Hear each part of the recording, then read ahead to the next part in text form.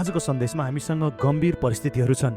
येशू लाजरसको घर जाँदै हुनुहुन्थ्यो। मृत्युको संहारमा पुगेकी उनकी छोरीको लागि प्रार्थना गर्न उनी मृत्युबाट केही मिनट टाढा थिइन्। उनी गइसकेपछि त समयको कुरा मात्रै भयो र उहाँ त्यहाँ हिँड्दै गर्दा लगभग आफ्नो गन्तव्य पुग्नु भएको थिए। उहाँ अचानक रोकिनु भएर सोध्नुभयो, कसले मलाई छोयो?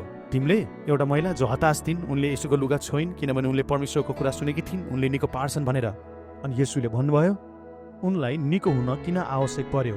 छोरी, तिम्रो विश्वासले गर्दा तिमी निको भएको छौ, अब शान्तिसित जाऊ।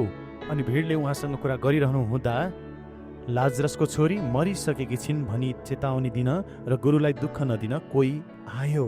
तर येशूले उसको मार्ग बदलिदिनु भयो र यसले निम्न कुरा भन्दछ, लुका 8:50।